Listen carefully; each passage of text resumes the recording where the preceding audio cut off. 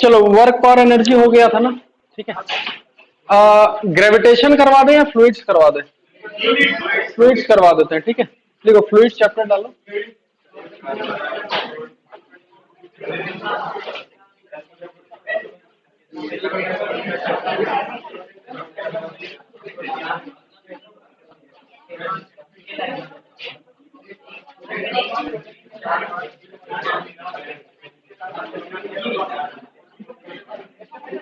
चलो हल्ला नहीं, हाँ। फ्लूइड्स का डेफिनेशन लिखो सबसे पहले। फ्लूइड्स का डेफिनेशन लिखो, any body which can flow, any body, ठीक है, any body which can flow is called fluid. कोई भी चीज ऐसा हो जो फ्लो कर सके उसको हम लोग क्या बोलेंगे? फ्लूइड्स। फ्लूइड्स का मतलब खाली दिमाग में पानी वाला शेप मत लाना, कुछ भी हो सकता है। हवा भी तुम्हारा एक तरह से क्या है? फ्लूइड है, ठीक है। तो यानी कोई भी चीज जो फ्लो कर सके उसको हम लोग क्या बोलेंगे? फ्लूइड, ठीक है। और ये चैप्टर बहुत इंटरेस्टिंग है, मतलब बहुत सारा नया नया फैक्ट्स पता चलेगा इसमें, ठीक है।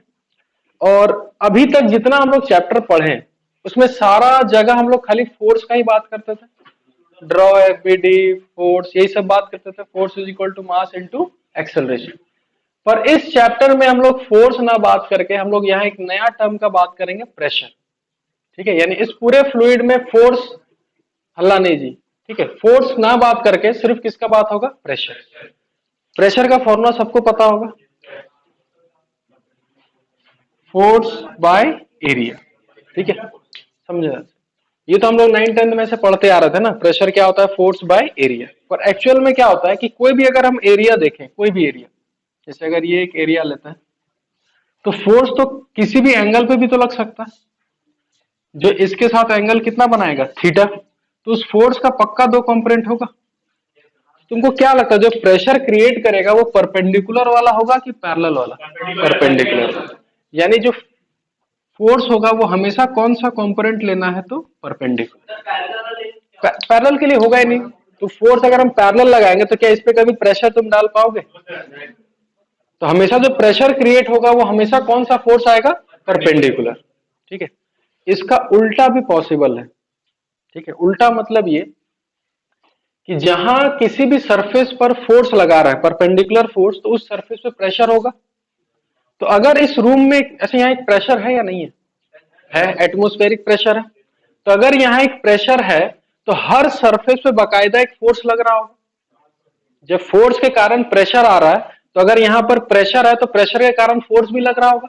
तो मान के चलते हैं कि एक कोई भी एक इस टाइप का सरफेस लेते हैं, क्लोज सरफेस, जरूरी नहीं कि हमेशा क्लोज हो, और इसके अंदर एक प्रेशर कितना है? पी।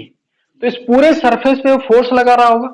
तो अगर इस सरफेस पे फोर्स बात किया जाए तो अंदर लग रहा होगा कि बाहर लग रहा होगा? बाहर, ठीक है। प्रेशर जो होगा हमेशा force perpendicular to the surface. तो ये जो फोर्स भी निकलेगा ना, जब यहां पर परपेंडिकुलर फोर्स के कारण प्रेशर आ रहा है तो प्रेशर के कारण जो फोर्स आ रहा होगा वो परपेंडिकुलर होगा कि पैरेलल होगा? परपेंडिकुलर। यानी फोर्स हमेशा सरफेस के क्या लगेगा? परपेंडिकुलर, ठीक है। प्रेशर का यूनिट ऐसे बोल सकते हैं न्यूटन पर मीटर स्क्वायर, और इसको बोल सकते हैं पास्कल, ठीक है। और जो हम लोग बात करते हैं एटमॉस्फेरिक प्रेशर यानी 1 atm, ठीक है, इसका वैल्यू, हाँ, तो इसको सिंपल बोलेंगे 10⁵ न्यूटन पर मीटर स्क्वायर, या फिर बोल सकते हो 10⁵ पास्कल, ठीक है। तो यानी अगर हम लोग यहां बात किया जाए कि यहां पर कितना प्रेशर है तो एटमॉस्फेरिक प्रेशर है, और एटमॉस्फेरिक प्रेशर कितना होता है? 10⁵ पास्कल, ठीक है। अब एक फैक्ट समझना बहुत बढ़िया सा है कि अगर हम इस रूम पे कंसिडर करें कि यहाँ एटमॉस्फेरिक प्रेशर है और कितने के बराबर है? 1 atm, तो यहां पर जितना भी सरफेस होगा सब पे एक फोर्स लग रहा होगा, चाहे वो वॉल हो, चाहे वो फैन हो, चाहे मोबाइल हो, सब पे। हम पे भी लग रहा है कि नहीं लग रहा है? लग रहा है। चलो तो एक काम करते हैं कि अगर हम इस हाथ को, सिर्फ इतना ही हाथ कंसिडर करें, तो ये एक सरफेस है, तो इस सरफेस का एक एरिया भी है, तो वो प्रेशर इस हाथ पर एक फोर्स लगा रहा होगा, किधर? नीचे, नीचे लगा रहा होगा। फोर्स हमेशा सरफेस की तरफ होगा। और हमेशा पुश करेगा, पुल नहीं कर सकता। प्रेशर के कारण जो फोर्स आएगा वो हमेशा क्या करेगा, पुश करेगा। तो यहां पर अगर हम फोर्स निकालना चाहें तो फोर्स अगर हम फॉर्मूला लिखें तो फोर्स का हो जाएगा प्रेशर इंटू एरिया। प्रेशर तो हो जाएगा 10⁵ 1 एटीएम। यहां कितना मान के चल रहा है, 1 एटीएम। तो कितना हो गया 10⁵ न्यूटन पर मीटर स्क्वायर इंटू, अगर हम इस हाथ का लगभग एरिया निकालना चाहे तो एक रेक्टेंगल टाइप का है, तो इसको ले लेते हैं कुछ 10 सेंटीमीटर और इसको कुछ ले लेते हैं 5 सेंटीमीटर। तो 10 इंटू 5 कितना हो गया 50, और 50 किसमें, सेंटीमीटर स्क्वायर में। तो अगर 50 सेंटीमीटर स्क्वायर लिखे इसको, तो हमको तो ऐसा यूनिट में लेके चलना है। तो अगर इसको मीटर स्क्वायर में चेंज करना है तो क्या करना होगा, 10⁻² की -4, -4, क्योंकि सेंटीमीटर इंटू सेंटीमीटर है।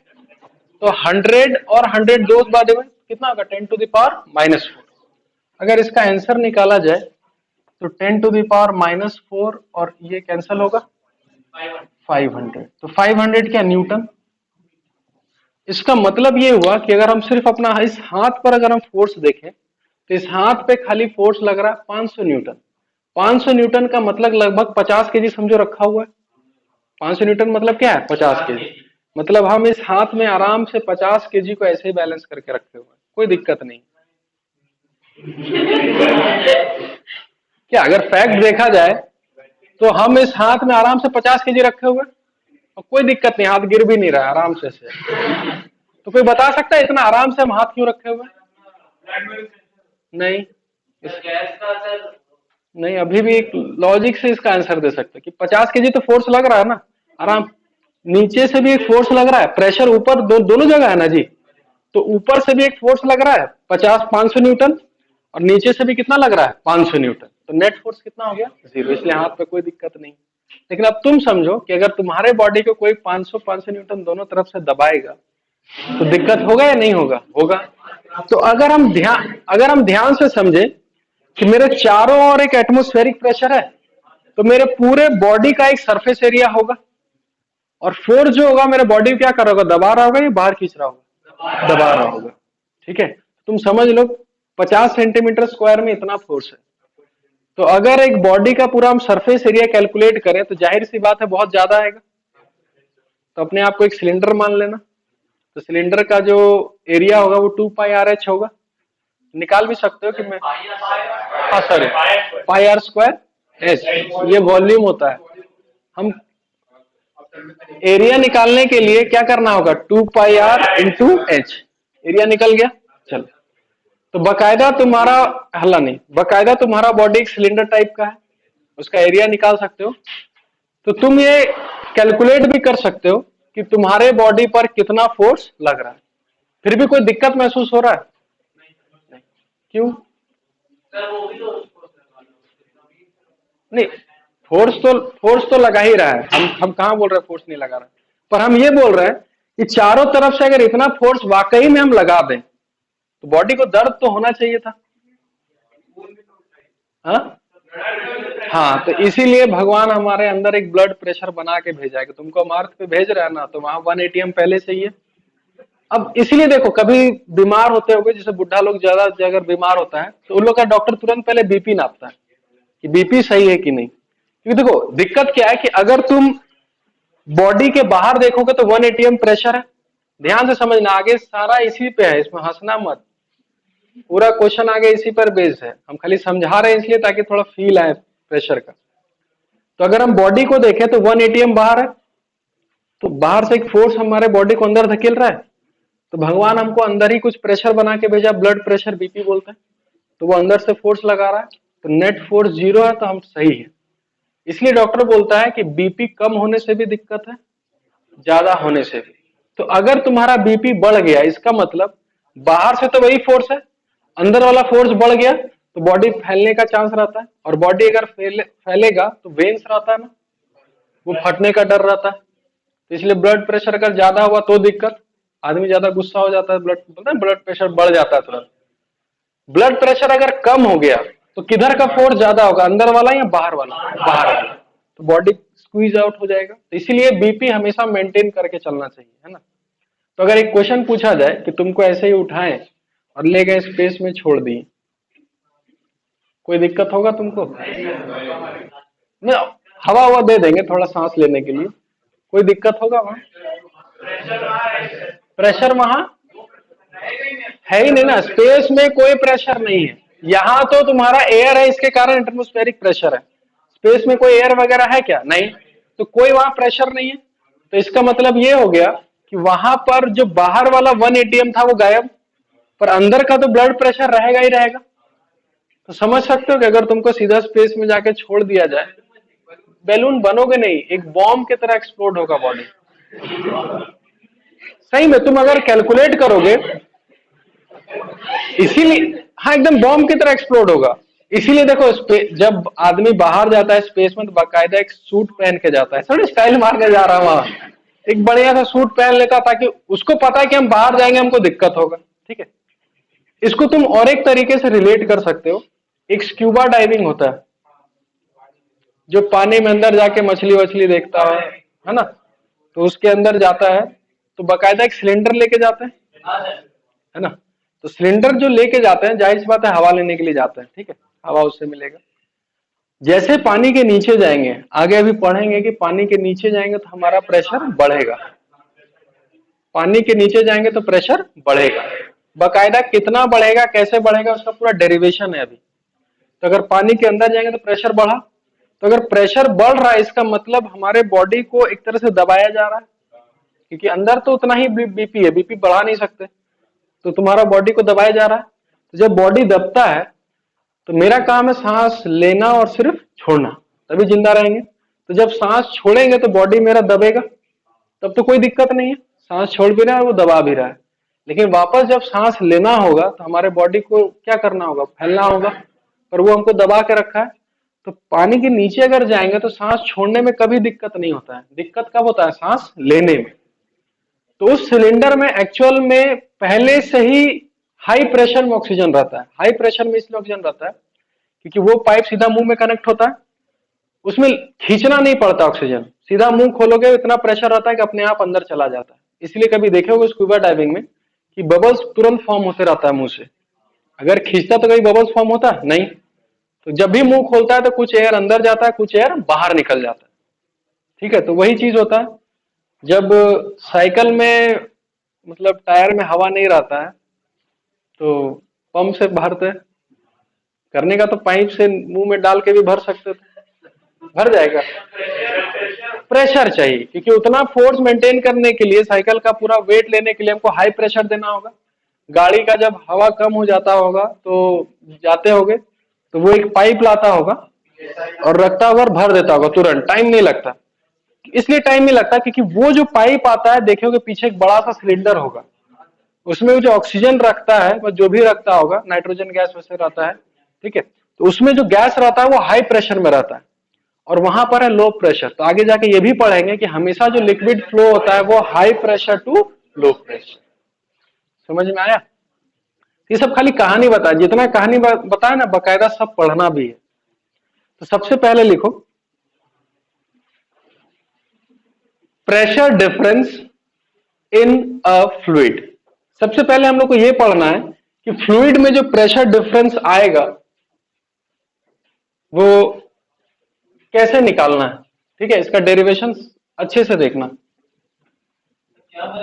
Pressure difference in a fluid, ठीक है, इधर देखो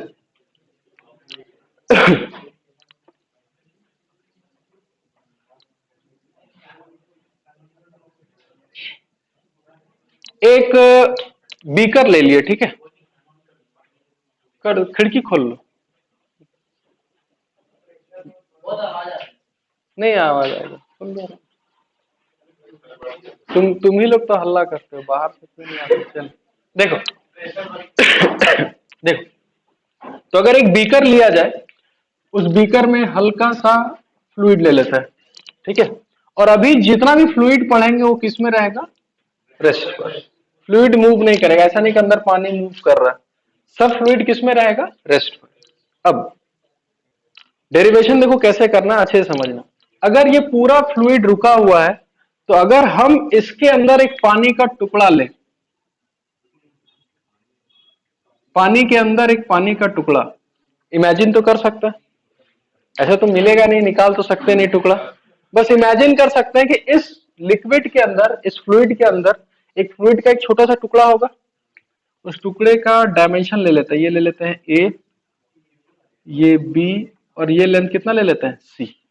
ठीक है, और इसका हम बनाते हैं बकायदा फ्री बॉडी डायग्राम। ठीक है, तो अच्छा, इसका जब एफबीडी हम बनाएंगे तो जब पूरा लिक्विड रुका हुआ है तो इसका अंदर जो टुकड़ा है वो भी रुका होगा कि मूव कर रहा होगा? रुका हुआ होगा। तो नेट फोर्स कितना होगा? 0 होगा। तो एक एक करके, ठीक है, तो इसमें टोटल कितना फेस है? 6 फेस है। इसी रूम को कंसिडर करो तो कितना फेस है? 6। तो 6 फेसेस में बकायदा एक फोर्स लग रहा होगा, इस फेस में इधर, इस फेस में इधर।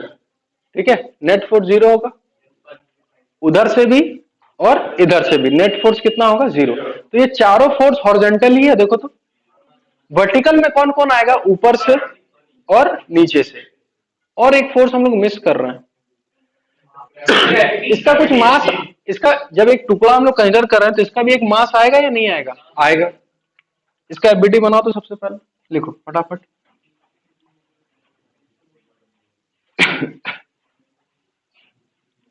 ठीक है, ये मान के कि इस पॉइंट पर प्रेशर तुम्हारा कितना है? P1, और नीचे प्रेशर तुम्हारा कितना है? P2। सिर्फ वर्टिकल वाला फोर्स बनाओ, ट्राई करो।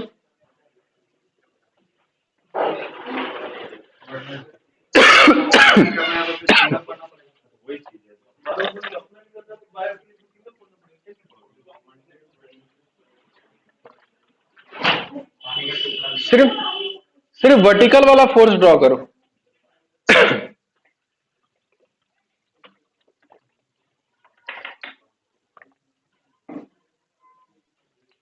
अच्छे से इसको बाहर कर लो पहले। ठीक है, बाहर अच्छे से डायग्राम बनाओ। ठीक है,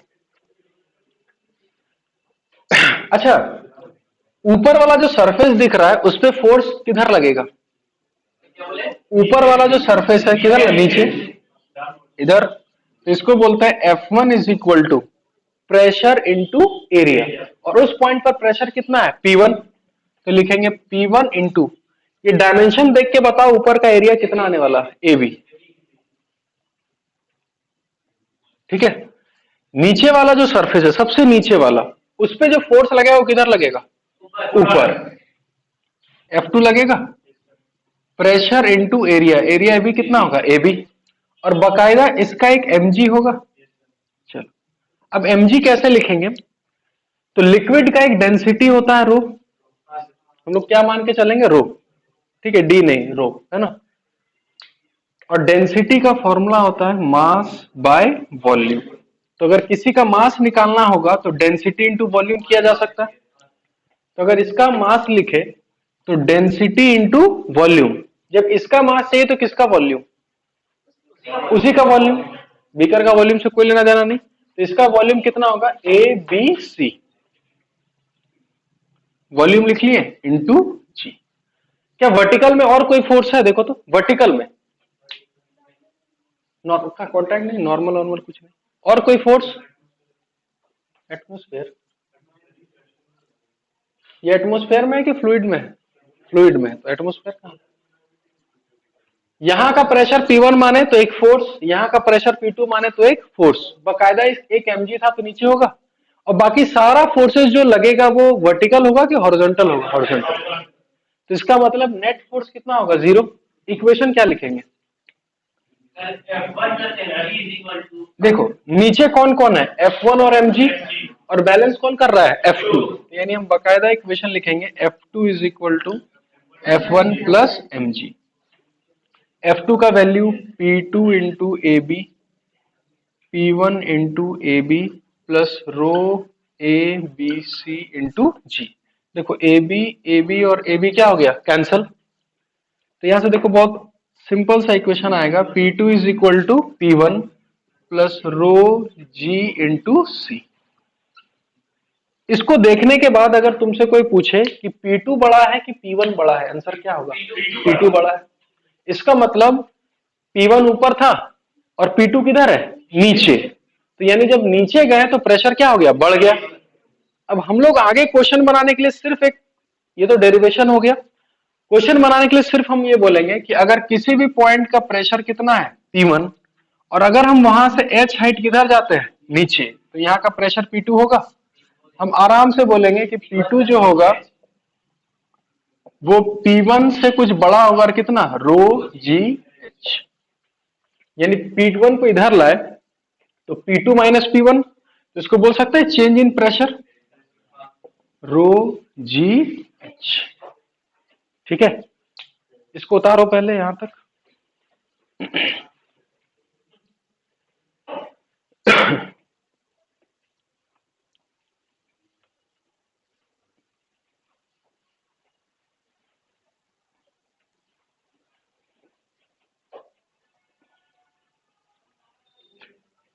यानी एक चीज अब दिमाग में फिट हो गया कि वर्टिकल जाने से हमारा प्रेशर बढ़ेगा कि घटेगा, नीचे जाने से बढ़ेगा और ऊपर जाने से घटेगा। उतार जल्दी फटाफट।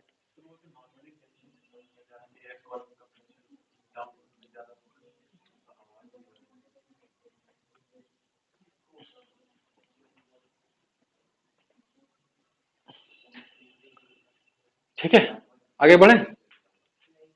और कितना बढ़ेगा घटेगा तो फॉर्मूला याद रखना है, रो जी एच। रो हो गया किसका, डेंसिटी, लिक्विड का, जो लिक्विड है। जी हो गया एक्सेलरेशन ड्यू टू ग्रेविटी, और एच जितना हाइट तुम ऊपर जाओ चाहे नीचे जाओ। ठीक है, अब ये तो सारा फोर्सेस वर्टिकल हो गया। अगर हम हॉरिजॉन्टल में देखें तो अगर इस साइड का प्रेशर हम लोग मान ले P3 इधर वाला, और इस साइड का कितना माने P4, तो बकायदा किधर से फोर्स लगेगा, F3 is equal to P3 into area. Area कितना आएगा, B इंटू सी। और इस साइड भी एक फोर्स होगा F4 P4 इंटू BC। और दोनों तरफ से जो फोर्स आ रहा होगा तो नेट फोर्स कितना होगा, 0। तो अगर F3 is equal to F4 करेंगे तो ये टर्म कैंसल होगा, तो P3 is equal to P4। इसका मतलब ये है कि जो भी डिफरेंस आएगा वो हॉरिजॉन्टल जाने में आएगा कि वर्टिकल जाने में, वर्टिकल। हॉरिजॉन्टल तुम कितना भी मूव कर लो कोई प्रेशर डिफरेंस नहीं होगा। ठीक है, तो अभी तक में सिर्फ दो चीज याद रखना है, वर्टिकल में प्रेशर डिफरेंस आएगा रो जी एच, और हॉरिजॉन्टल में कोई प्रेशर डिफरेंस नहीं आएगा। ये समझ में आ गया। इसको समझते हुए पहला क्वेश्चन लिखो, और कोई डिस्कस मत करना, अपना आंसर अपने पास। ठीक है,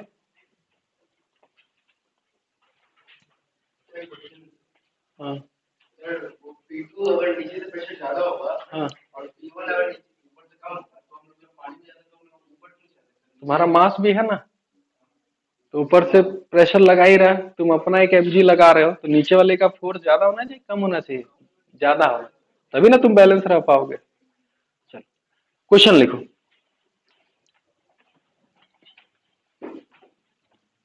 यूट्यूब का तो नाम सुने होंगे, यूट्यूब। देखो, तो हम लोग का थोड़ा फिजिक्स में यूट्यूब ये है, ठीक है।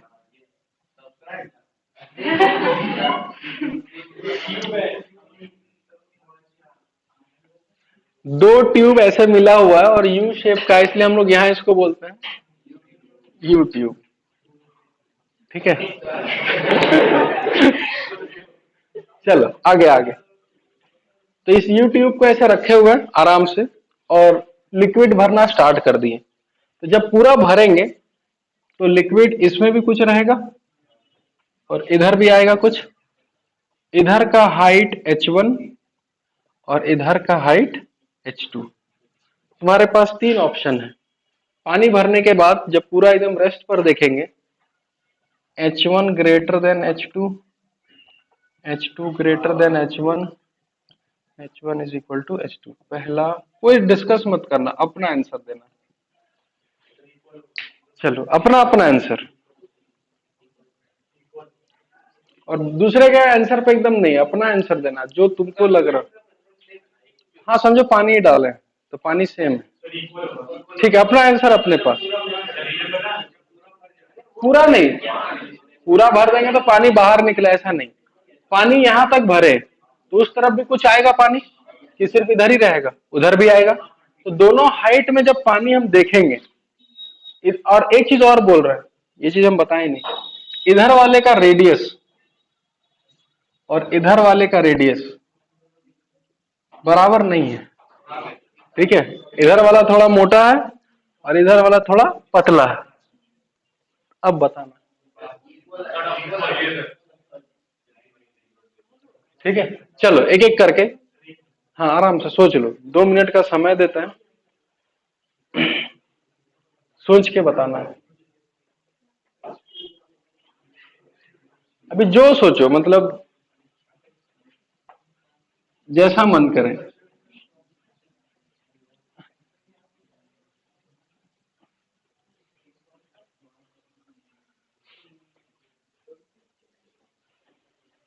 पता नहीं, अब तुम लोग देखो, सोच के देखो, आना चाहिए वैसे। हाँ, सेम नहीं होना चाहिए।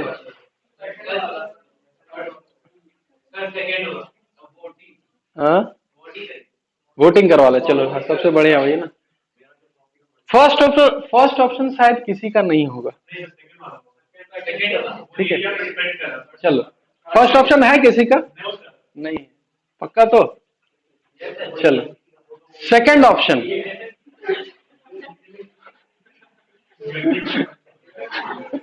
सेकंड ऑप्शन में कौन कौन है? वोटिंग ही करना है, किसी को वोट दे दो, क्या दिक्कत है। चलो, थर्ड वाला कुछ लोग हैं। चलो, तो क्या सोच के?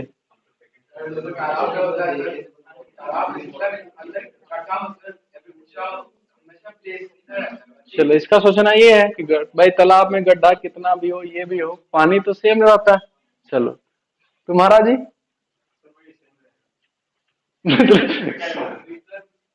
कैलकुलेट करके बता रहे हो या मतलब कुछ एग्जाम्पल से, या ऐसे ही लग रहा है तुमको? ठीक है, चलो एक काम करते हैं, ठीक है। एक तो अगर हम लोग अंतरात्मा मतलब अपने से पूछे, तो एकदम साफ साफ समझ में आ रहा हो कि इधर वाला पानी ज्यादा है, थोड़ा भारी होगा, तो थोड़ा इधर दबाएगा तो ये पानी थोड़ा ऊपर जाएगा, ये हम लोग को लगता है। अब फिजिक्स क्या बोलता है उससे भी देख लेते हैं। सबसे पहले, अच्छा, इस पानी के ऊपर हवा है, तो इस पॉइंट पर एटमॉस्फेरिक प्रेशर होगा, इसको पी नॉट लेके चलेंगे हमेशा, एटमॉस्फेरिक प्रेशर को पी नॉट। ये वाला भी पॉइंट एटमॉस्फेयर से कनेक्टेड है, तो ये भी कितना होगा? P not.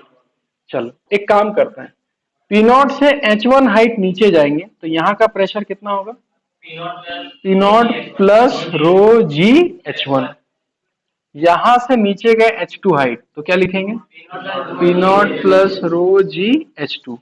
और ये दोनों पॉइंट हॉरिजॉन्टल हो गया, और हॉरिजॉन्टल में प्रेशर क्या रहता है? सेम। तो यहां से आ गया H1 is equal to H2, ठीक है। यानी रेडियस वेडियस पे कोई डिपेंड नहीं करता। अगर ऐसा होता तो बड़ा सा कुआं है, नीचे से छोटा सा पाइप ले आते तो आराम से पानी निकलता, पर ऐसा होता है क्या? नहीं, बकायदा मोटर लगाना पड़ता। इसलिए यहां दोनों का हाइट क्या होगा? सेम। अब देखो, एक इक्वेशन लिखाना सिखाते हैं ताकि आगे क्वेश्चन बनाने में और मदद हो। हम लोग करेंगे क्या, एक तो देखो यहां पर क्या कर सकते हैं, पी नॉट से नीचे गए, पी नॉट से नीचे गए और दोनों का प्रेशर क्या कर दिया? सेम। तुम एक काम करो, पी नॉट से प्रेशर लिखना स्टार्ट करते हैं और यहां पी नॉट पर खत्म करेंगे, ठीक है। कैसे लिख रहे हैं ध्यान, क्योंकि आगे ऐसे ही लिखना है हम लोग को। तो पी नॉट, रास्ता खाली चलना है, तो नीचे जाएंगे तो प्लस रो जी H1, यहां तक पहुंच गए। यहां से हॉरिजॉन्टल जाएंगे तो कुछ नहीं दिक्कत, फिर ऊपर जाएंगे तो माइनस रो जी H2, यहां तक पहुंच गए। और यहां का प्रेशर किसके बराबर है? P naught. P naught cancel, rho g cancel, तो H1 is equal to H2।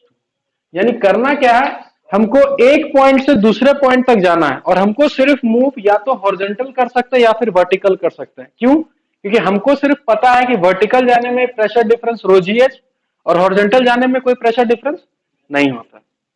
इसको उतारो पहले, कोई बात नहीं, क्वेश्चन और देते हैं।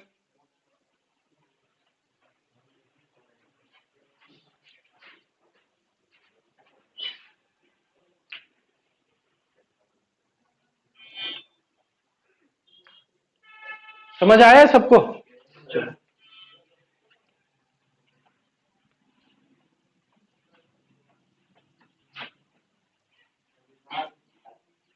क्वेश्चन लिखो, सेकंड क्वेश्चन, अब आराम से बनाना। हाँ, फाइंड द प्रेशर,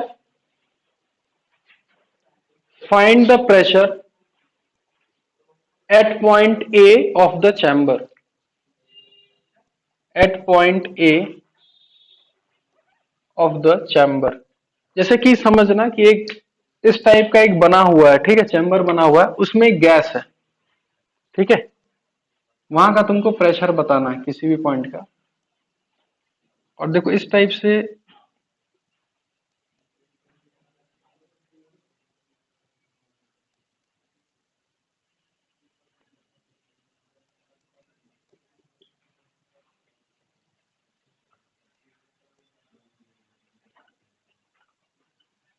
वाटर का डेंसिटी कितना होता है? 10⁻³ kg/m की, ठीक है। क्वेश्चन ध्यान से समझ लो, इस पूरे चैम्बर में गैस है जिसका कुछ प्रेशर होगा, और यहां से फिर से वही यूट्यूब, ठीक है, यूट्यूब में पानी भरे हुए थे, लेकिन इस बार जब पानी का हाइट देखें तो उधर वाले का थोड़ा ज्यादा है और इधर वाले का थोड़ा कम है, और कितने का डिफरेंस है तो दिया हुआ है कितना, 10 सेंटीमीटर, और इधर वाला ओपन है। तुमको बताना है P एट A कितना होगा, और P नॉट का वैल्यू तो पता ही है कितना, 10⁵ पास्कल। ट्राई करो इस क्वेश्चन को।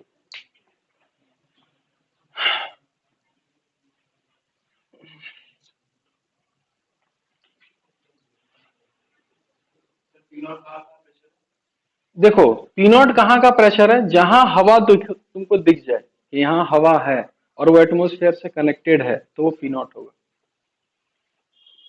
ठीक है, अब P नॉट कहाँ लेना है वो लोग तुम देखो, कहाँ कहाँ ले सकते हैं P not.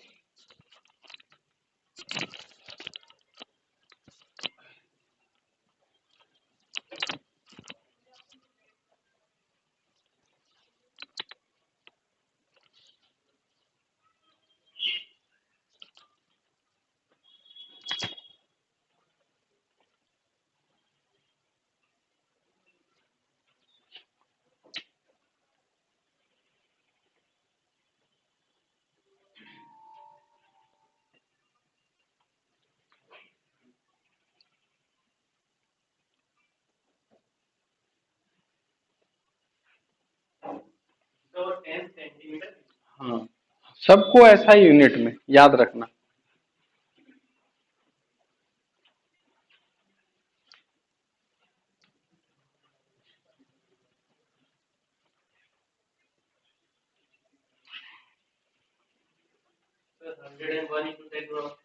Hundred one into 10⁻³ pascal. चलो ठीक है, बढ़िया। चलो देखो फिर से इक्वेशन लिखाना सिखाते हैं।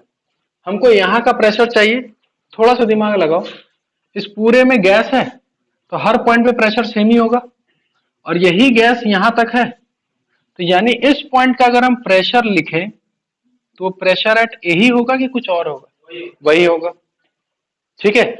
जहां तक वो गैस रहेगा सर, हाँ दादा, वो सारा पॉइंट का प्रेशर तुम्हारा क्या रहेगा, सेम रहेगा, ठीक। जैसे कि ये एटमोस्फेयर है, यहां देखो चाहे यहां देखो, बात क्या रहेगा, सेम ही रहेगा, ठीक है। दूसरा चीज, ये पॉइंट का प्रेशर कितना लोगे, ये पॉइंट, इसमें जो गैस है ये किससे कनेक्टेड है, एटमोस्फेयर से, तो यहाँ का प्रेशर कितना होगा, पी नॉट। पी नॉट हमको पता है, हमको क्या चाहिए, पीए।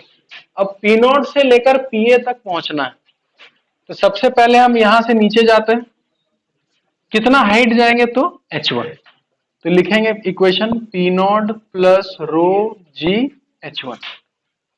यहां से हॉरिजॉन्टल जाने में कोई दिक्कत नहीं।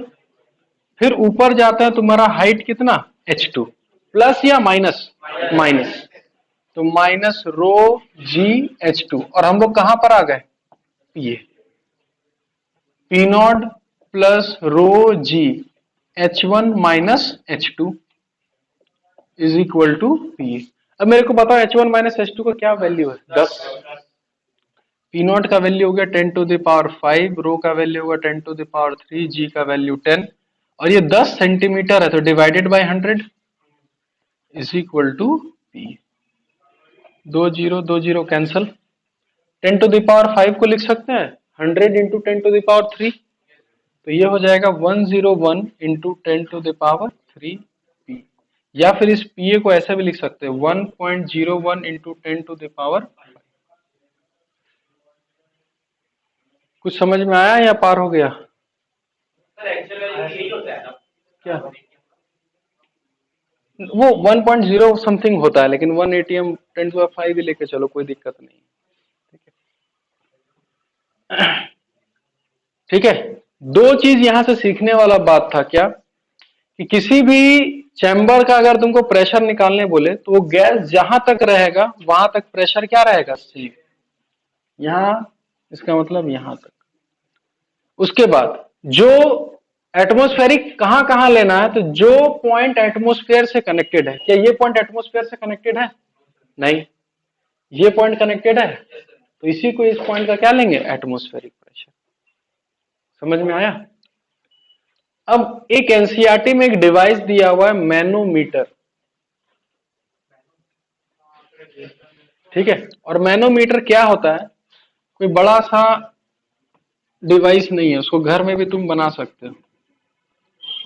ठीक है, समझना ध्यान से।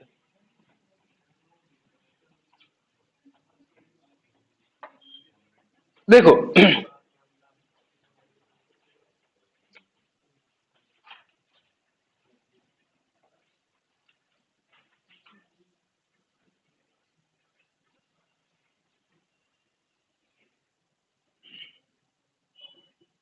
इस YouTube में पानी डाल के रख दिए, दोनों साइड ओपन है, तो दोनों का हाइट सेम होगा कि अलग अलग होगा, सेम होगा, क्योंकि इधर से भी एटमॉस्फेरिक प्रेशर उधर से भी एटमॉस्फेरिक, तो दोनों का हाइट क्या रहेगा, सेम। अब हम लोग जो सांस लेते हैं या छोड़ते हैं, कौन मदद करता है बॉडी का, कौन सा पार्ट, लंग्स। तो लंग्स अगर उसको सांस लेना है, समझना ध्यान से, तो बाहर 1 एटमॉस्फेरिक प्रेशर है, और जो भी तुम्हारा फ्लूइड है, यहाँ एयर का बात कर रहे हैं, तो कोई भी चीज हमेशा हाई प्रेशर से लो प्रेशर, तो अगर लंग्स को सांस लेना होगा तो लंग्स वहां पर प्रेशर ज्यादा करेगा कि कम करेगा, कम करेगा, तो अपने आप हवा अंदर जाएगा। उसको जब छोड़ना होगा तो लंग्स वहां पर प्रेशर हाई करेगा अपने आप। तो लंग्स बकायदा एक प्रेशर हाई भी कर सकता है और लो भी कर सकता है। तो अगर तुमसे पूछा जाए कि लंग्स हमारा कितना प्रेशर जनरेट करेगा, तो तुम उसको घर पे भी मेजर कर सकते हो। कैसे, ये एंड ओपन है, ये एंड ओपन है, तो पानी भी सेम लेवल पर रहेगा। एक पाइप को अगर हम मुंह में ला के फूंक मारे, तो अगर हम फूंक मार रहे हैं तो ये जो पॉइंट होगा, तुम ऐसे मुंह से कनेक्ट किए हो, तो यहाँ जो भी एयर तुम्हारा जा रहा होगा वो लंग्स से ही कनेक्टेड होगा। तो जो प्रेशर एट लंग्स होगा, क्या वही वाला चीज यहां तक होगा? ये समझ में आया? क्योंकि ये वाला पॉइंट किससे कनेक्टेड है, लंग्स से, तो ये पॉइंट हो गया प्रेशर एट लंग्स। अब ये जो पॉइंट है, ये वाला पॉइंट किससे कनेक्टेड है, एटमोस्फेयर से, तो ये हो गया पी नॉट। अब तुम बताओ कि अगर लंग्स प्रेशर ज्यादा क्रिएट कर रहा है, तो इधर का प्रेशर हाई हो जाएगा, उधर का प्रेशर लो हो जाएगा, तो अब ये पॉइंट वही लेवल पे रहेगा या अब थोड़ा ऊपर नीचे होगा? कौन सा ऊपर जाएगा, पी नॉट। तो इसका मतलब ये होगा कि ये वाला पानी कुछ नीचे चला जाएगा और ये वाला पानी कुछ ऊपर चला जाएगा। घर में कोई होगा ही छोटा भाई छोटा बहन, है ना, उससे क्या बोलना कि स्केल से लेके ये वाला डिस्टेंस मेजर कर ले कि कितना हाइट का डिफरेंस है। जब ये तुमको डेल्टा एच पता चल जाएगा और ये वाला पॉइंट यही वाला होगा, क्या फिर से इक्वेशन लिखा जा सकता है? तो क्या लिखेंगे वापस, यही चीज आएगा, H1 माइनस H2। तो यहाँ पीएल हो जाएगा। पी नॉट का वैल्यू पता है, भाई से ये वाला बता सकते हो कि क्या वैल्यू है इसका। पानी रखे हो तो पानी का रो भी पता है और जी भी पता है, तो तुम ये पता कर सकते हो कि हमारा जो लंग्स होता है वो बकायदा कितना प्रेशर जनरेट कर सकता है, हाई अच्छा लो भी करता होगा। तो जितना हाई करता है यानी जितना प्लस एक्स होगा उतना माइनस एक्स होता है। समझ में आया। और इसी डिवाइस को हम लोग कौन सा डिवाइस बोलते हैं, मैनोमीटर। लिख लो।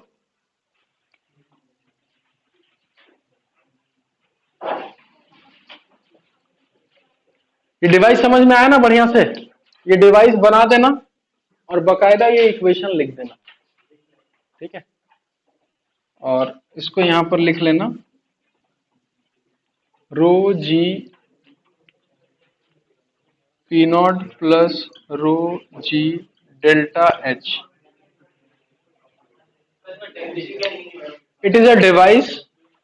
It is a device used to measure pressure of any. It is a device used to measure pressure of any closed chamber, gas chamber. कोई भी एक गैस चैम्बर, जैसे कि मान के चलो कि जैसे कि एक चीज कहां पर हम बताते हैं, याद है फायर एक्सटिंग्विशर में जो रहता है उसके ऊपर देखना एक छोटा सा मीटर रहता है जो उस लेवल पे बताता है कि उसके अंदर वो है या नहीं है। फायर एक्स में क्या करना पड़ता है, वो हम लोग खाली उसमें दबाते हैं ना और अपने आप यहां से फेंकता है। इसका मतलब ये है कि अंदर जो वो रखा हुआ है वो हाई प्रेशर में है कि लो प्रेशर, हाई प्रेशर में। घर में जो गैस का सिलेंडर आता है वो भी किस में रखता है, हाई प्रेशर में, ठीक है। तो किसी भी चीज का अगर तुमको प्रेशर नापना है, आराम से डिवाइस यूज कर लो, आराम से निकल जाएगा।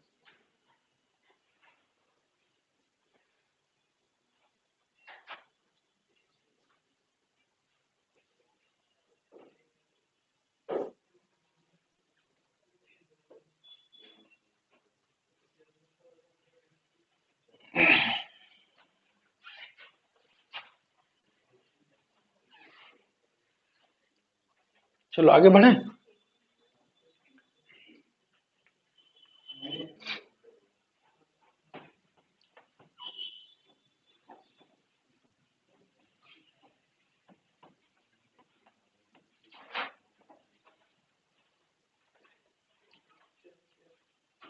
और एक छोटा सा चीज लिख लो कि अगर एक ग्राफ दिया हो किसके बीच, डेल्टा पी और एच के बीच, ठीक है।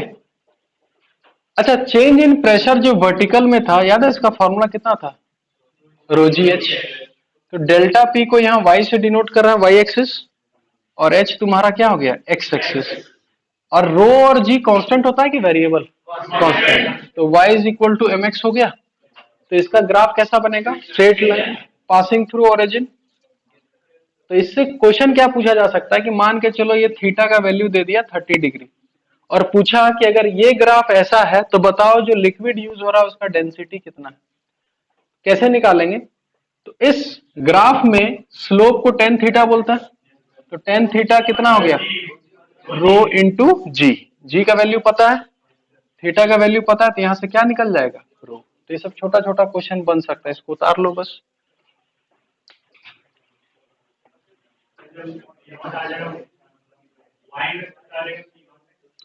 वाई इंटरसेप्ट क्या आ जाएगा, पी नॉट तो कांस्टेंट रहता है, पी नॉट क्या वेरी करेगा। ये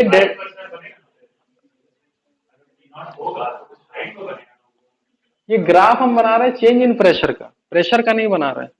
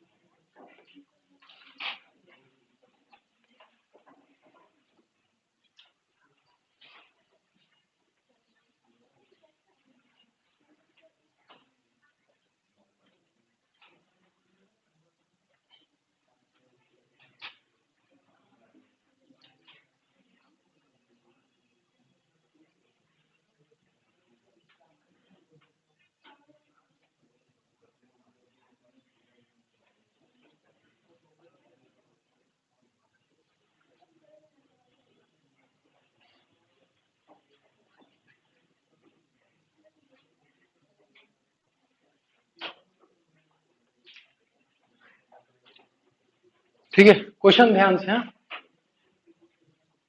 अब इस YouTube में दो टाइप का लिक्विड डाले हैं, ठीक है। अब यहां मत ऐसे मत समझना कि दो टाइप का लिक्विड डाले तो दोनों मिक्स हो जाएगा, यहाँ भी मिक्सिंग के बारे में कुछ नहीं पढ़ रहे हैं, ठीक है।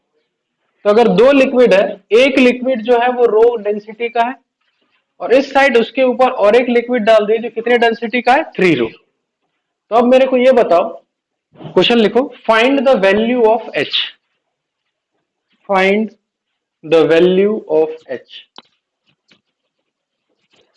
कैसे करना है तुम लोग देखो। Find the value of H.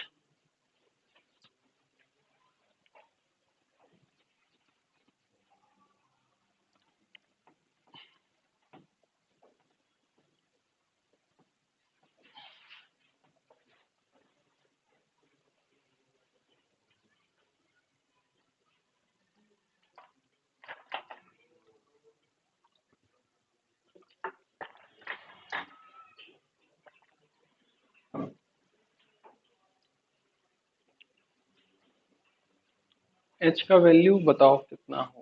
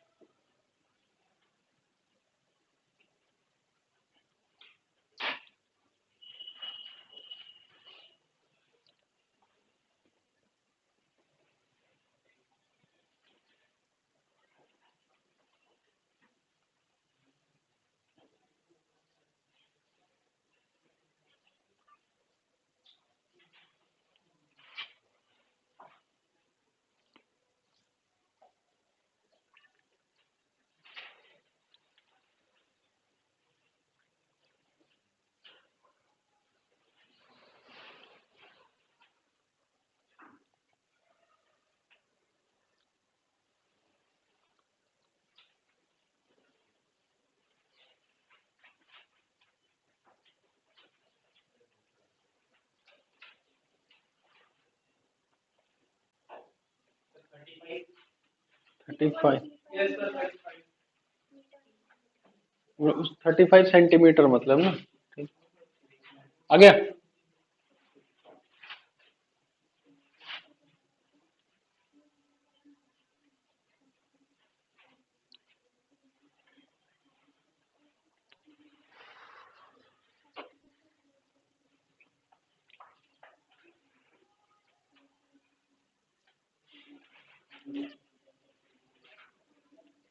चलो आगे बताएं। देखो, ये पॉइंट भी तुम्हारा एटमॉस्फेयर से कनेक्टेड है, और ये पॉइंट भी एटमॉस्फेयर से कनेक्टेड है। इस पी नॉट से उस पी नॉट तक जाना है बस।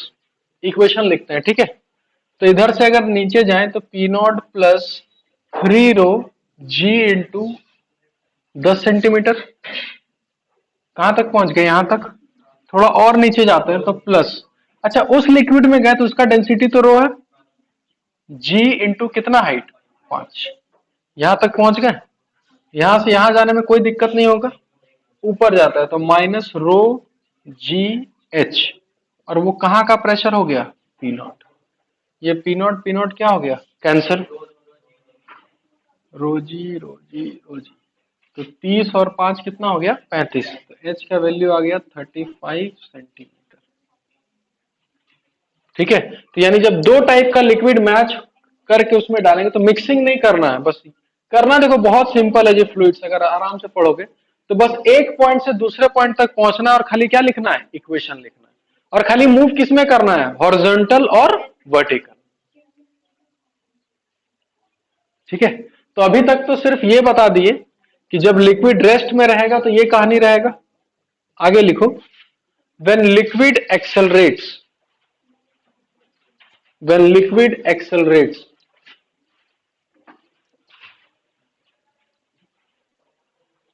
जब लिक्विड तुम्हारा एक्सेलरेट करेगा तो क्या होगा।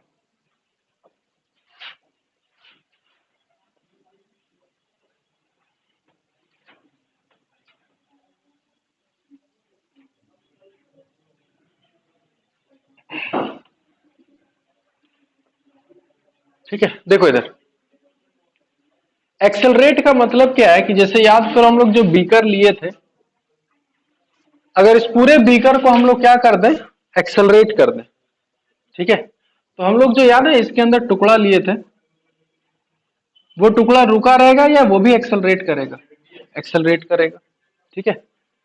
तो सिर्फ एक्सेलरेशन के डायरेक्शन में अगर हम फोर्स का बात करें, इस पॉइंट को लेते हैं P1 और इस पॉइंट का लेते हैं क्या, P2। यानी अगर इस क्यूब को देखा जाए तो इधर वाले का प्रेशर P1 और इधर वाले का प्रेशर P2। तो सिर्फ अगर हम इसी साइड, एक्सेलरेशन इसी साइड है, तो अगर इसी साइड फोर्स देखें तो एक फोर्स इधर से लगेगा, फोर्स हो जाएगा P1 इंटू एरिया। तो डायमेंशन ले लेते हैं, इसका x, इसका y और इसका ले लेते हैं z। तो बताना इस साइड का एरिया कितना होगा? ये वाला, यही वाला एरिया कितना होगा? y into Z. हो गया।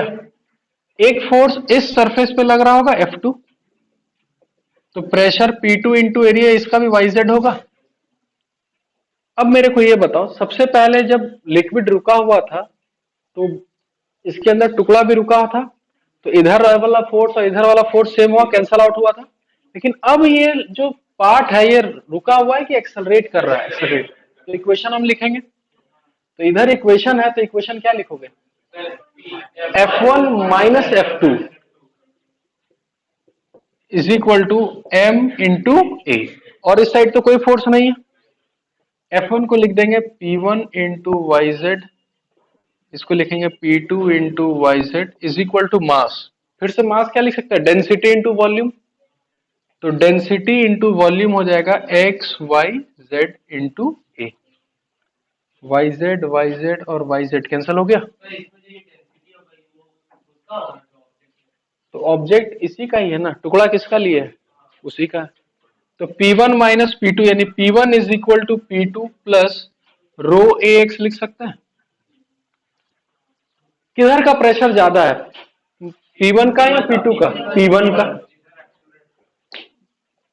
अब ध्यान से समझना, G का डायरेक्शन किधर होता है? नीचे, और हम नीचे जाएंगे तो प्रेशर बढ़ेगा। यहां एक्सेलरेशन का डायरेक्शन किधर है? आगे, और आगे जा रहा है तो प्रेशर बढ़ रहा है कि घट रहा है? घट रहा है। P1 ज्यादा है ना, और P2 क्या है? कम। इसका मतलब ये हुआ कि in the direction of acceleration due to gravity pressure increases, और in the direction of acceleration pressure decreases. और कितना डिक्रीज कर रहा था? तो याद करो, G के कारण रो GH होता है, और एक्सेलरेशन के कारण कितना होगा? रो AX। और x कौन सा डिस्टेंस है? Horizontal distance. पहले हॉरिजॉन्टल जाने में कोई दिक्कत था? नहीं था। लेकिन अगर एक्सेलरेट करेगा लिक्विड किधर? हॉरिजॉन्टल में, तो हॉरिजॉन्टल में भी प्रेशर डिफरेंस आएगा, और कितना आएगा? रो AX। लिखो इसको आगे,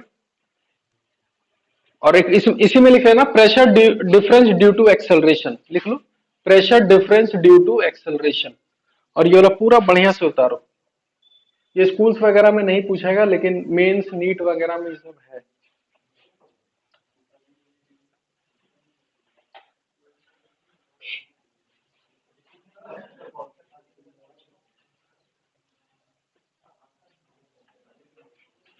ठीक है,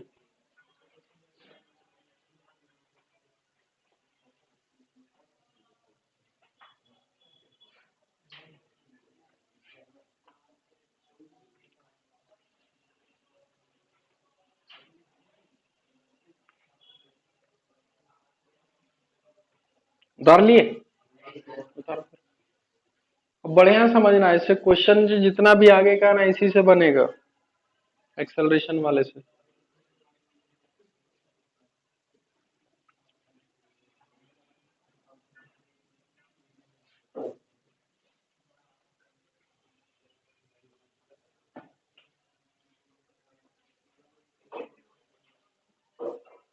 ठीक है, तो अब दो चीज ऐड हो गया। अगर रेस्ट पर होगा तो वर्टिकल में रो GH, और हॉरिजॉन्टल में कोई दिक्कत नहीं होगा। लेकिन अगर लिक्विड एक्सेलरेट करेगा तो वर्टिकल में तो रो GH होगा ही होगा, और नीचे जाने से प्रेशर बढ़ेगा। और एक्सेलरेशन जब होगा हॉरिजॉन्टल में, तो हॉरिजॉन्टल में ही प्रेशर डिफरेंस आएगा, और एक्सेलरेशन के डायरेक्शन में प्रेशर घटेगा। और कितना घटेगा? रो ए एक्स। हाँ क्या क्या? इधर एक्सेलरेट कर रहा है ना, तो जी का तो रहेगा ही रहेगा जो पहले हम लोग पढ़े। एक्सेलरेशन का अब एक नया चीज ऐड हो गया, रो ए एक्स। एक क्वेश्चन लिखो ना, देखो क्वेश्चन समझ में आया, क्वेश्चन लिखो फटाफट।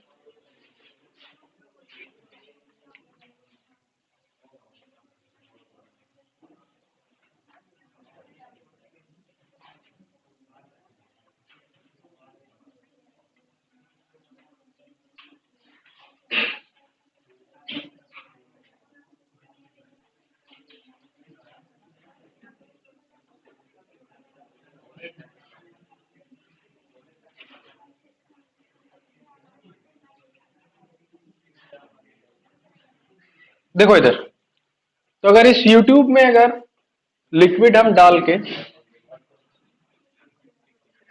ठीक है, अगर आगे एक्सेलरेट किया जाए, अगर रेस्ट पे था तो सेम होगा। अब अगर हम इस YouTube को एक्सेलरेट करवा रहे हैं तो दोनों का हाइट सेम होगा कि अलग अलग होगा? हम सिर्फ पूछ रहे हैं सेम होगा या अलग अलग होगा, क्या लगता है? अलग अलग होगा। तो मेरे को ये बताओ इस केस में डेल्टा एच का वैल्यू कितना होगा? ठीक है, सारा वैल्यूज हम वहां दे दिए।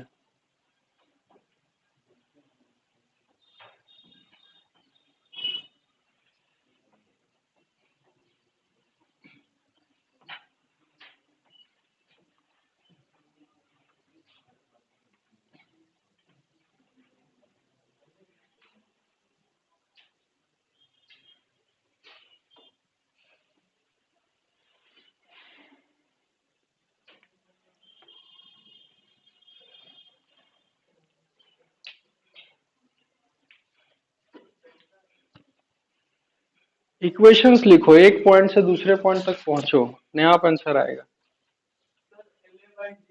एल ए बाय जी, ठीक है।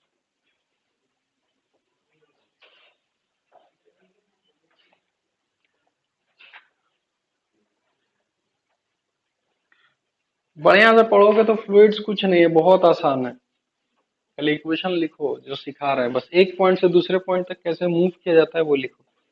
आ गया? यहाँ पी नॉट लिखो और इस पी नॉट से मूव करते हुए यहाँ तक पहुंचो और इक्वेशन लिखो।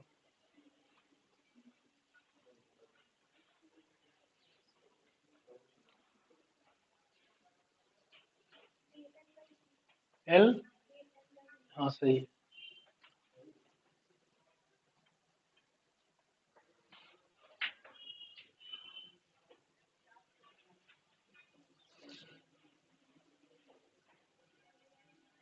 चलो देखो बताते हैं।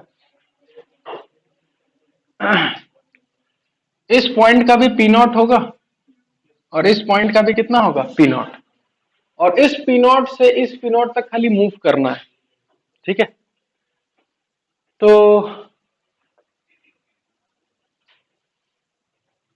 इधर से मूव करें, इधर से या उधर से? इधर से ही मूव करते हैं, ठीक है। तो पी नॉट से अगर हम नीचे जाए तो क्या होगा? Plus rho g H one.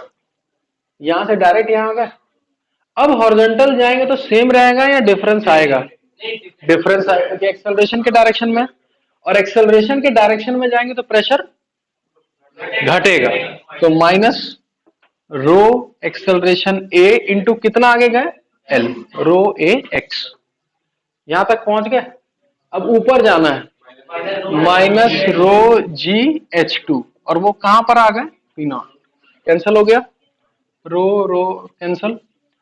तो अगर G कॉमन ले ले तो H1 माइनस H2, और उसको उधर भेज देते हैं AL, इसी को डेल्टा H बोल सकते हैं, इज इक्वल टू G नीचे चल जाएगा। अगर डेल्टा H अगर तुम उधर से चल रहे हो उस साइड से तो भी यही आंसर आएगा। डेल्टा H कितना आएगा? AL by G।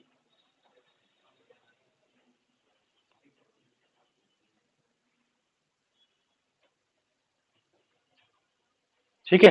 अच्छा, H1 माइनस H2 पॉजिटिव आ रहा है ना, इसका मतलब H1 बड़ा कि H2 बड़ा? H1। अगर कोई H2 माइनस H1 किए होगे तो उसका प्लस आएगा कि माइनस आएगा? माइनस आएगा। ठीक है, यहां तक समझ में आया? कोई दिक्कत नहीं है। बस एक्सेलरेशन और ग्रेविटी का क्या क्या होता है वो हम लोग पढ़ लिए। अब अगर हम एक्चुअल देखें कि जब रेस्ट पे रहता है लिक्विड तो पूरा उसका वाटर लेवल हॉरिजॉन्टल होता है। अगर उस बीकर का पानी हम एक्सेलरेट करें तो अभी भी वो पानी हॉरिजॉन्टल ही रहेगा या थोड़ा सा टिल्ट विल्ट होगा? टिल्ट होता है। ये सब लोग एक्सपीरियंस किए हो या नहीं? पक्का ना? जैसे पानी का बोतल ही ले लेना और थोड़ा सा आगे एक्सेलरेट करके देखना। जैसे कि अगर देखा जाए बढ़िया से कि अगर अभी रेस्ट पर है तो आराम से लेवल पर है, ठीक है, और देखो थोड़ा सा टिल्ट हो ही रहा है, ध्यान से देखो, जैसे कर रहा है तो हल्का सा टिल्ट हो रहा है ना ऐसे, वो भी देख रहा है करके, हुआ टिल्ट? चलो तो इसका मतलब आगे लिखो, लिखो angle made by water level, angle made by water level during acceleration, during water made by water बोल रहा है, angle made by water, water level during acceleration, यानी एक्सेलरेशन के समय जो एंगल बनेगा वो कितना होगा। चलो एक ट्राई तुम लोग को देते हैं पहले बनाने के लिए, कि अगर मान के चलो कि तुम लोग को प्रूफ करना हो या पता करना हो कि जब, अच्छा मेरे को पहले ये बता दो, एक्सेलरेट इधर कर रहा है अगर, तो किधर का लेवल ऊपर उठेगा? इधर वाले का, पीछे वाले का, या आगे वाले? पीछे वाले का, यानी कुछ लेवल ऐसा हो जाएगा। ये थीटा कितना होगा? जितना पढ़ा है उतने से ही डिराइव कर सकते हो, बस दिमाग तुमको लगाना है। पीछे वाला ही होता है। चलो इसको हम लोग डिराइव करेंगे तब पता चल जाएगा पीछे क्यों आगे क्यों। ठीक है,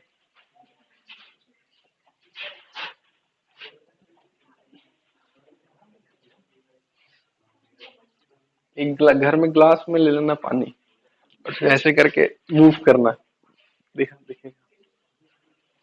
जितना पढ़ा है उतने से ही डिराइव हो जाएगा, बस थोड़ा सा दिमाग लगाने का जरूरत है।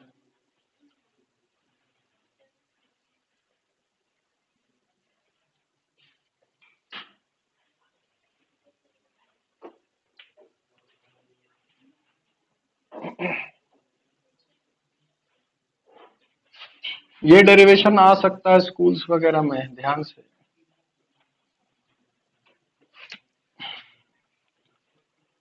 और नेक्स्ट क्लास से इस फ्लूइड्स में और मजा आएगा, है ना?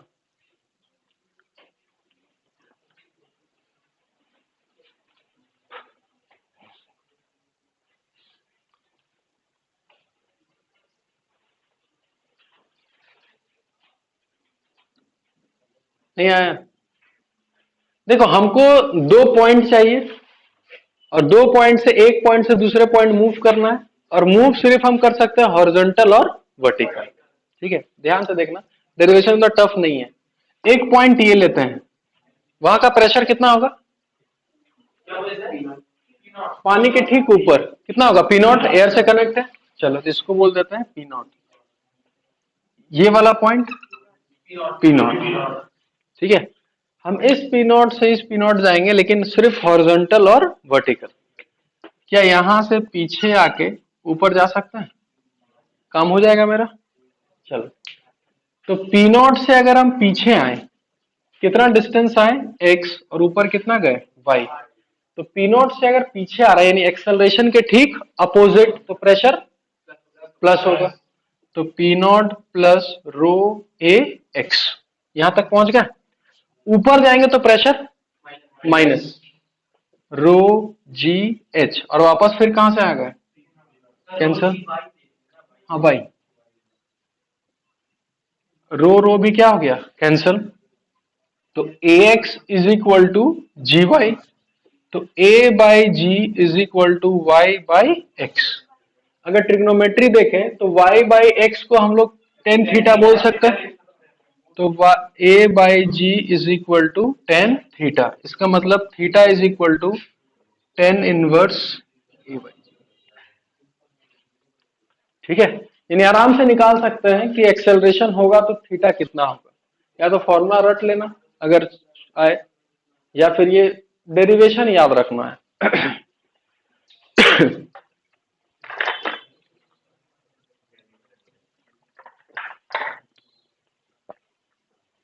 ठीक है, तो नेक्स्ट क्लास में थोड़ा मजेदार क्वेश्चन होगा। क्वेश्चन किस टाइप का होगा बताते हैं, ठीक है। कि मान के चलो कि बीकर 10 सेंटीमीटर हाइट का है और पानी 8 सेंटीमीटर का है, 8 सेंटीमीटर हाइट तक है। तो एक्सेलरेट करेंगे करेंगे, थोड़ा एक्सेलरेशन जैसे से ज्यादा होगा तो ये लेवल उठता जाएगा। तो एक ऐसा समय आएगा जब पानी एकदम टॉप मोस्ट पॉइंट पे पहुंच गया होगा। तो क्वेश्चन रहेगा मिनिमम एक्सेलरेशन कितना होना चाहिए ताकि पानी ना गिरे, क्योंकि उससे ज्यादा करेंगे तो पानी गिर जाएगा। ठीक है, तो उस समय एक एक्सेलरेशन बताना होगा। तो मान के चलो एक्सेलरेशन कुछ भी आ गया, 4 या 6 कुछ भी आ गया। मान के चलो एक्सेलरेशन अगर हम 4 मीटर पर सेकंड स्क्वायर देते हैं तो पानी नहीं गिरता है। ठीक है, 4 से अगर 6 कर दे तो पानी गिरेगा कि नहीं गिरेगा? गिरेगा। तो अगर एक्सेलरेशन 6 मीटर पर सेकंड स्क्वायर होगा तो ये बताना है कि कितना पानी गिर जाएगा। ठीक है, थोड़ा और इसको एडवांस लेवल में लेके जाया जाए तो ऊपर ढक्कन भी लगा ही सकता है ताकि पानी बाहर ना गिरे। तो उस समय 6 मीटर पर सेकंड से भेजेंगे तो इस ढक्कन पे पानी आ जाएगा ऊपर तक। तो ढक्कन में कितना आगे तक पानी आएगा वो बताना है। तो हम नेक्स्ट क्लास में देखेंगे फिर, है ना। चलो।